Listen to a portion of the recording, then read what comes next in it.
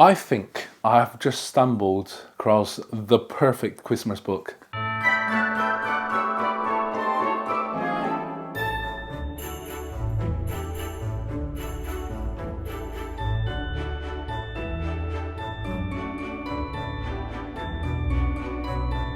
Hello everyone, welcome to Harry's Book Cafe.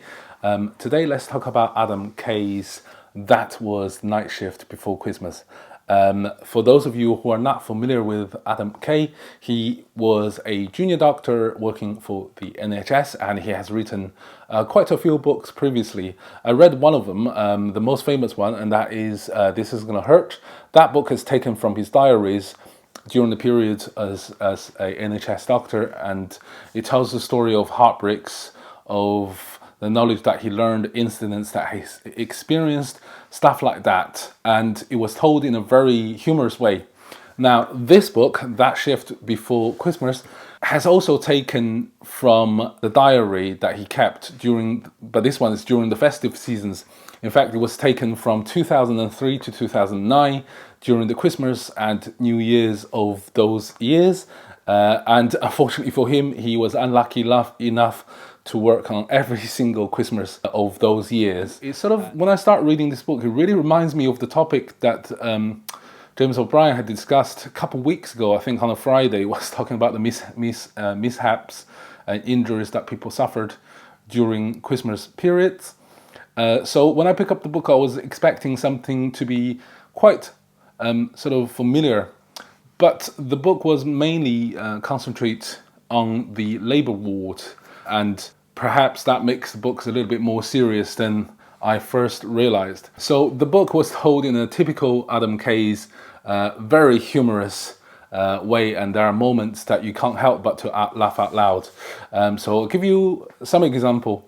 There were Christmas when he was sort of trying to catch some precious sleep, and he was woken by carol singing, and it wasn't a particular good carol singing.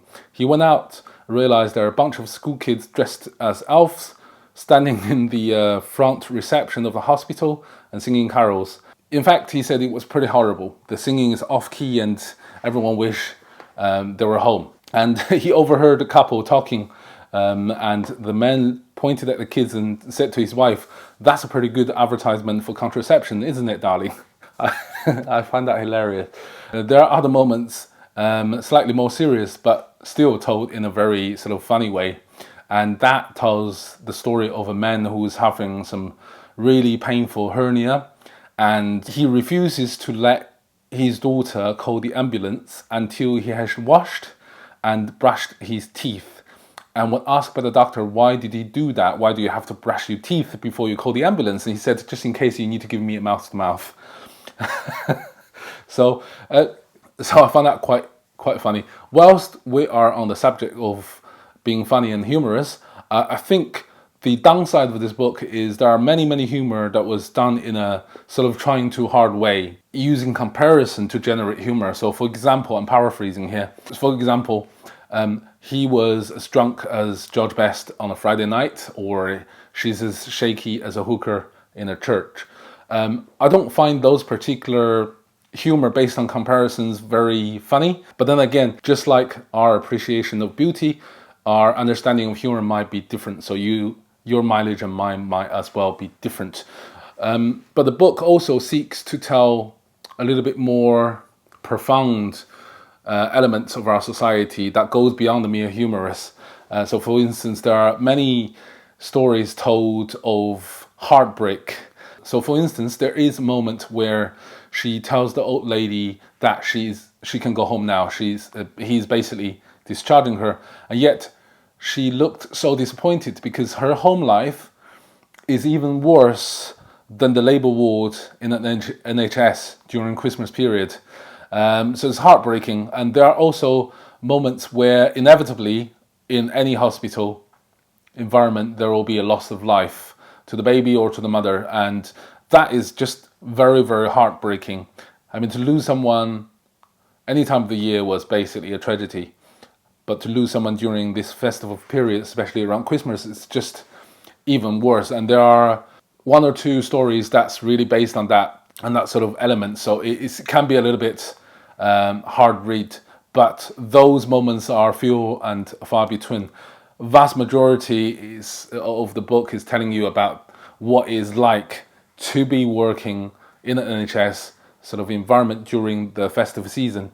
And I think what's really heartwarming is the fact that he told the story of the camaraderies formed of the colleagues and amongst patients as well during this special period. You know, if they can start playing football games during the First World War, then surely working for the NHS can form that sort of camaraderie. And this book tells that camaraderie very, very nicely, and in a very sort of off-key, humorous way. He described the grand Christmas dinners that he had during those 9 times that he had work in the NHS, and that the Christmas dinners consisted of a sandwich and a bag of crisps. So he was able to sort of, you know, not taking himself seriously, made the situation even more appreciative from my perspective. And during the last chapter, he spent some time to remind us that whilst we are having a grand old time around the festive season, at any given time during Christmas and New Year, there are at least 5 million employees working for the NHS. That's caterers, cleaners, nurses, and doctors. 5 million of them are working every single Christmas. So I just want to use this opportunity to really show my gratitude to all the NHS employees out there. So thank you so much, and I wish you a very good and Merry Christmas. And this leads to a related topic, and that is staff retention and staff morale and work and life balance. So Adam Kay sort of highlighted how difficult it is for him and for many other doctors to actually maintain a personal relationship with his loved ones. He broke up with his partner because he had to cancel last minute's date on a regular basis because his beeper keeps calling him on the last minute. So he had to cancel holidays, he had to cancel dates and stuff like that, and it's very difficult. And it's the same problem that many other doctors were also facing working for the NHS. So we're talking about the labour years between 2003 and 2009. So you can imagine how much worse it is now today. The morale was quite low even then because of the sheer numbers of days that they have to work and the sheer numbers of hours in the day that they have to work. It's just incredible.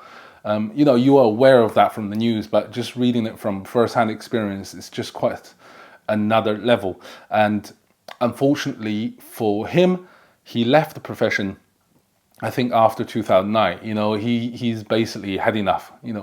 6 Christmases in a row, 6 Christmases not able to spend it with your family, just, it must have taken a toll. And he has left in the profession. And there are many, many others in the same sort of boat and doing the same thing as Adam Kay. And, we really need to do something about the NHS to sort of change this inevitable event, all right, to reverse it. So that's pretty much it for this review. It's only a short book. It's fewer than 130 pages, and I do highly recommend it that you give it a try because I think the subject matter is very Christmassy, as the title suggested. It's very humorous, so you will get some laugh out of it. But I think it's also very important, might be the wrong word, but I think it's good for us to actually dive into this book and just see things from the junior doctor's perspective, especially during the festive season, because vast majority of us haven't experienced what NHS is like during those times. So it's good to actually understand them. But there are also social issues that the Mr. K has highlighted as the example I've showed you about the old woman reluctant to go home. So those things are, really, really good to know, and it dives deeper into the societal sort of issues. But anyway, guys, that's the end of this review, and this is the last video before Christmas, so I wish every single one of you a very Merry Christmas, and I will see you before the New Year. Cheerio.